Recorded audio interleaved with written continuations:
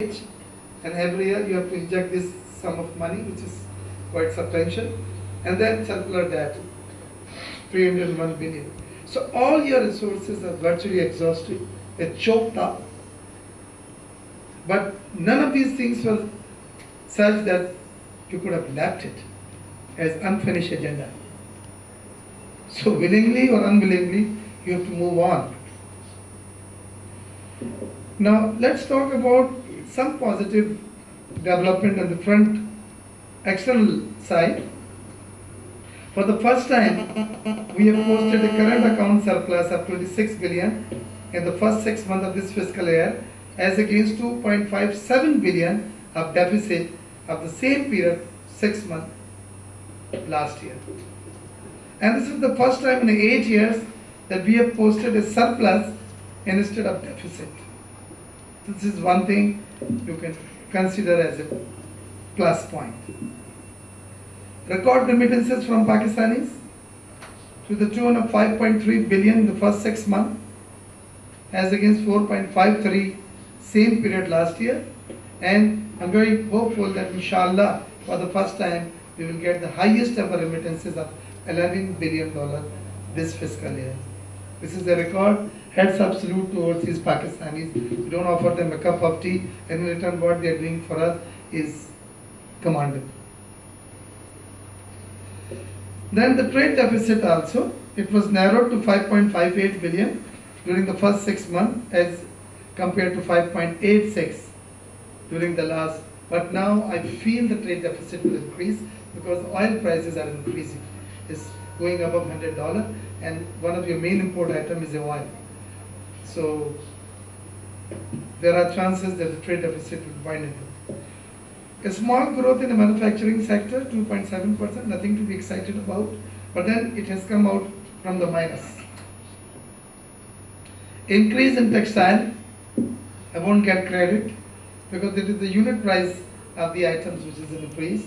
The yarn prices doubled, the cotton prices doubled. First time in 60 years, 63 years, I've heard cotton reaching 12,500 per month, 1.68, 1.70 dollar per pound. The yarn prices is virtually doubled. So that has also increased. It was instrumental to increase your exports. So I'm very happy to report that there's an increase of 25% in textile.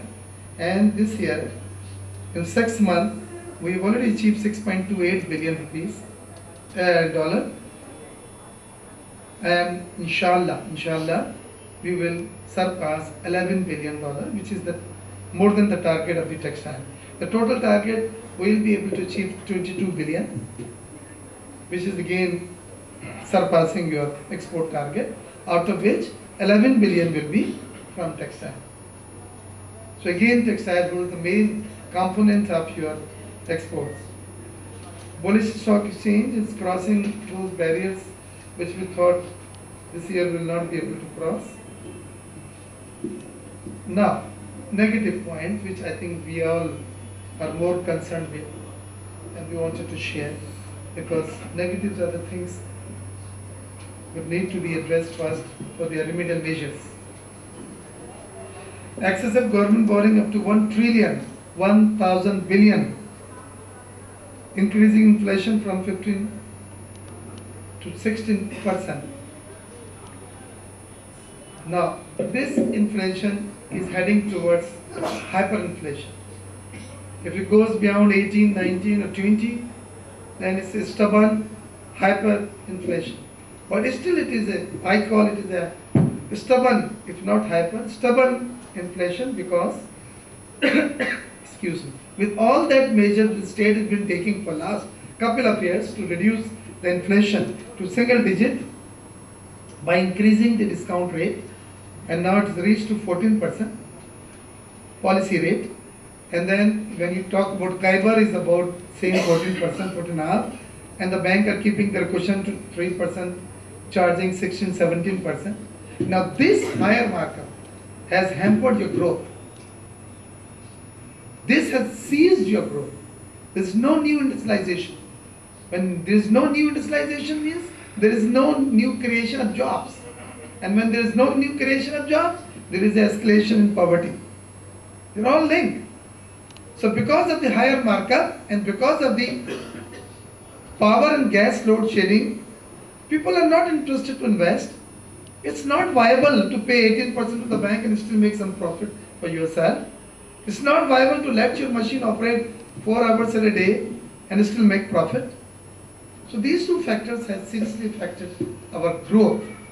And my today's column in Jang, if you have read it, please read it today, that there is a new strategy been announced and adopted by Planning Commission of Pakistan for 5 years plan, and it is growth oriented.